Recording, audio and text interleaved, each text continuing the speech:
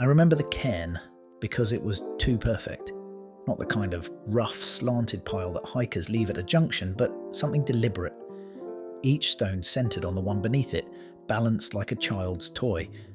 The smallest rock on top was round and pale, the sort of quartz that catches sunlight and glows. It stood beside the creek where I made camp the first night, a clear stream threading through ferns and moss. I noticed it as I was collecting water. The woods were still then, no wind, no birds, just the faint hiss of the current and the smell of wet earth. I remember thinking, someone's got a good eye for balance. The next morning I moved on, following a faint trail that climbed the ridge and wound deep into the backcountry. I'd planned a 5-day solo loop through the northern forest, nothing dramatic, but far enough off the popular routes that I wouldn't see another soul. The map I carried was well worn, the kind that creases into a soft square, the ink faded from sweat and rain. By the third day, I'd covered miles of tangled terrain, the trail vanished more than once beneath leaves and blowdown, and I found myself relying on the shape of the land. Ridges, drainages, the angle of the sun. I'd crossed 2 rivers, camped under hemlocks, and listened at night to the creak of trees as they leaned in the wind. It was good solitude, the kind that sharpens your mind and makes the smallest noise feel enormous. On the 4th morning, I descended into another narrow valley. My boots were soaked, my food lighter, and I was ready to start angling south toward the logging road that would lead back to my truck. When I reached the creek at the bottom, I stopped to fill my bottle and froze. There it was, the cairn. Same base stone shaped like a wedge, same flat grey slab across the middle, same round white quartz perched on top, glinting in the dappled light. Even the moss pattern at its base looked identical. For a long moment I just stared at it. I must have stood there 5 full minutes, listening to the trickle of water and the distant tapping of a woodpecker, trying to convince myself that it only looked the same. But the forest was too wild, too random for that kind of repetition. A cairn built with that precision couldn't have occurred twice by chance, not out here, miles from any marked trail. I circled it once, then again, noting every detail. The notch in the creek bank, the fern that leaned over the top stone, even the faint scuff marks on the nearby roots. I'd seen those before. A tightness crept into my chest. Either I'd somehow looped back without realising it, or someone had rebuilt that cairn ahead of me, waiting for me to find it again. The woods suddenly felt smaller. I crouched beside the cairn, studying the stones like they might explain themselves if I stared long enough. The quartz top gleamed faintly under the morning light, just as before. I touched it, half expecting it to be warm, but it was cool and slick, beaded with dew. My pack straps creaked when I straightened up. That sound, just that small human noise, felt strangely loud in the hush of the trees. I took out my map and compass, spread them on a flat rock, and checked my bearings again and again. Everything said I'd been travelling north for the last 2 days. The loop was supposed to bring me east, then south. Somehow I'd drifted. I must have followed the wrong ridge or mistaken a side creek for the main one. It happened, sure, but not with that much distance covered, not with the landmarks I'd seen. I should have been miles away from this valley. The thought crept in slow. Maybe the cairn wasn't mine at all. Maybe someone else built one just like it. But the details, every scratch, every balance point, were too exact. I dug out my phone for the time and found, as expected, no signal. The battery indicator blinked low, so I shut it off. Out here, the only clock that mattered was the sun. I took a long drink from the creek, the cold water biting my teeth. The air smelled of pine and something faintly metallic, like a storm waiting beyond the hills. I told myself to stay calm, to treat this like any navigation problem. I marked a new bearing, due east, and started climbing. The forest tilted steeply upward, the ground springy with old needles. Every 100 yards or so I'd stop to look back. The cairn grew smaller, but never seemed to vanish completely, always visible through the trunks until the ridge swallowed it. By noon, sweat soaked my shirt. I ate a handful of trail mix under a leaning spruce and tried to convince myself I was making progress. The terrain felt unfamiliar, but then again, most of this country looked alike. Same patchwork of hemlock and birch, same granite bones poking through the soil. The sameness was what made it easy to get turned around. When the light began to fade, I found a flat patch near a cluster of boulders and made camp. I built a small fire, more for company than warmth. The flame painted everything in shifting orange, and the smoke rose straight up through still air. As I ate, I kept glancing beyond the firelight, half expecting to see another cairn, or worse, someone standing where it should be. Nothing came. Just the creak of branches, the whisper of night insects, the pop of resin in the flames. Still, I didn't sleep much. Every time I drifted off, I dreamed of stacked stones tumbling soundlessly, only to rebuild themselves over and over. At dawn, I packed quickly. The forest was grey and cold, the kind of light that makes everything look like it's holding its breath. I hiked east again, faster now, the unease gnawing. Hours passed. Then, as the creak noise returned faintly through the trees, I felt the first chill of recognition. Ahead, in the same clearing, the same white quartz gleamed. For a moment I couldn't move. The cairn stood there again, patient and perfect, as if it had been waiting for me to return. The quartz top glinted in a thin shaft of morning light just as before, and the little pool beside it caught the reflection like a mirror. My mind refused the shape of what I was seeing, refused the quiet certainty that I was back where I'd started. I dropped my pack, heart thudding so loud it felt like part of the forest's rhythm. The air was heavier here, and even the stream seemed to flow slower, as though time itself were caught in a loop. I knelt beside the stones, searching for anything different from what I remembered. There was the wedge-shaped base, the cracked slab with its vein of rust-coloured mineral, the smudge of moss where my thumb had brushed it days earlier. My own faint boot print was still visible in the mud beside it. I stood up fast, dizzy. I must have made some wild mistake, crossed my own path without realising. But how? I'd followed my compass faithfully, checked bearings at every rise. I'd slept in a completely different valley last night, or thought I had. The forest around me was the same, but somehow not. The trees leaned at odd angles, branches arching over the creek, like they'd shifted positions. Even the birds were silent, as though holding back a secret. The only sound was the trickle of the water and the faint tap of a woodpecker far away, repeating the same rhythm I'd heard the first day. I forced myself to sit, open the map, and try to reason. If I'd circled unknowingly, then fine. There was still daylight left. I'd set a new course. I marked a bearing west this time, following the compass as if it were gospel.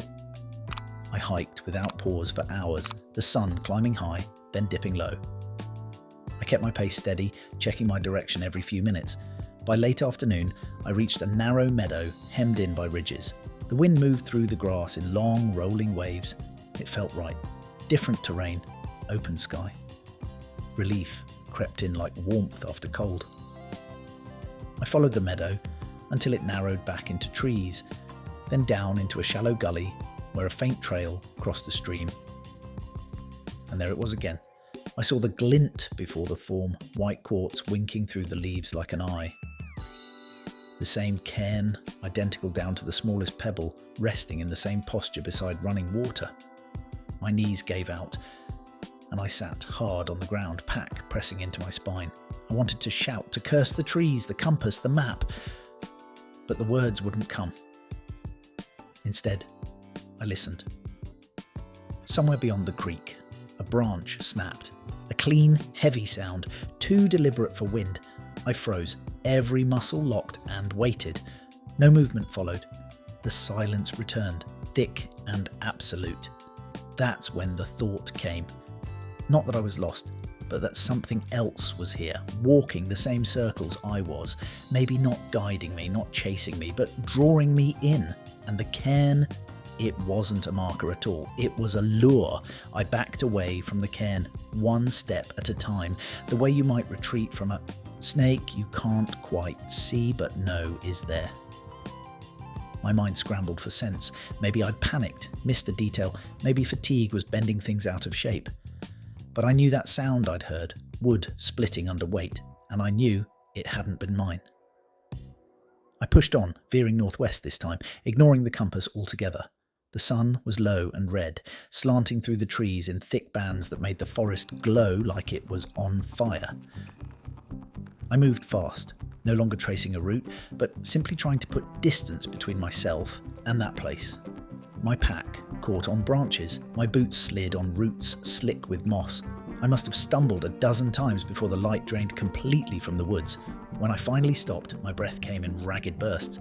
I listened, really listened, but the woods were wrong, too quiet, like sound itself had been swallowed. The air was damp and still, and even the creak noise had vanished behind me. I didn't dare build a fire. I just cleared a patch of leaves, wrapped myself in my blanket, and sat with my back against a tree, eyes wide open to the dark.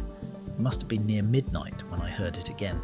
A faint scrape of stone on stone, not close, but distinct, somewhere in the distance, slow, careful, like someone stacking rocks. I told myself it was a raccoon shifting debris in the creek bed. I told myself lots of things. None of them held up when the sound came again, closer this time, and then stopped altogether. I don't remember sleeping, but I must have drifted off because the next thing I knew, pale dawn light was filtering through the canopy. My throat was dry, my limbs stiff. I got up, legs trembling, and started walking without even checking direction. The forest sloped gently downward until I could hear water again, soft and constant. Relief flared, foolish and desperate. Maybe this was a new creek. Maybe I'd broken free. I came through the trees into a clearing, and there it was, the cairn, only now something had changed. The top stone, the round piece of quartz, was gone. The stack leaned slightly, like a breath had shifted it. I stepped closer and saw fresh prints in the mud beside it. Not boots, bare feet. That was when the panic finally cracked open. I dropped my pack and ran. Branches tore at my sleeves. Thorns bit through fabric. I didn't care which direction I took anymore. I just needed a way. The forest blurred into motion. Grey, green, brown, flashes of light between trunks. Every now and then, I'd hear that same scrape again, far behind me but following, steady as my heartbeat. I don't know how long I ran before I tripped and went down hard. When I lifted my head, my hand brushed against something cold and smooth, a stone, white quartz, round, gleaming faintly in the dim light. And somewhere behind me, a single rock clinked softly against another as if being set in place.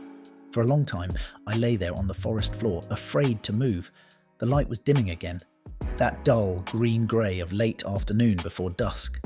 My chest heaved, lungs burning, but all I could hear was my heartbeat and the slow, measured click, click of stone against stone echoing faintly through the trees. I waited for it to stop. It didn't. I forced myself upright and looked around. The forest seemed endless in every direction, no sign of trail or landmark. The quartz in my hand was smooth as glass, edges worn like it had been touched often. I wanted to throw it, to be rid of it, but something held me back. Maybe fear, maybe a deeper instinct that told me distance didn't matter here, that wherever I tossed it, it would only find its way back. When I finally began to move, I went slowly, choosing my steps, like a man walking through a dream. The woods had changed again, subtle, but enough. Trees stood closer together, the air thicker, almost humming. My sense of direction dissolved. East, west, it all meant nothing. I walked until twilight bled out and the stars began to flicker through the canopy. That's when I saw the faint glow ahead, like moonlight on water. I crept toward it, each step deliberate, until the trees opened into a small clearing. The cairn stood there once more, but this time there were many. A ring of them, each one an exact replica of the first, their white tops gleaming softly in the starlight. The centre was bare earth, smooth and circular, as though cleared by careful hands. I don't know how long I stood staring. I might have whispered something, maybe my own name, maybe a prayer, but the forest swallowed the sound. Then, from the darkness beyond the ring, something moved. A figure, or maybe a shadow, given shape, crouched beside one of the cairns. I couldn't see its face, only the motion of hands, slow, deliberate, placing the round quartz stone I'd carried back onto the top of the nearest pile. My stomach turned to ice. I stepped backward and every cairn shifted almost imperceptibly, like the stones were breathing together. The figure straightened. I didn't wait to see more. I turned and bolted, plunging through trees and darkness, tripping, scrambling, crashing through brush until my legs gave out again. When dawn came, I was lying at the edge of a dirt road. My map was torn, my pack half open, compass gone. There was no sign of the forest's twisting heart, just a line of pines and a gravel shoulder. My body ached, but I was alive. I never found the exact spot again, not on any map, not by retracing my steps. I tried once, months later, but the forest seemed ordinary, too ordinary still. Some nights when the house settles and the world is still, I swear I hear it, a faint scrape, stone on stone, measured and patient. And I remember that ring of cairns and the way the forest watched, quiet and waiting, as if it hadn't finished with me yet.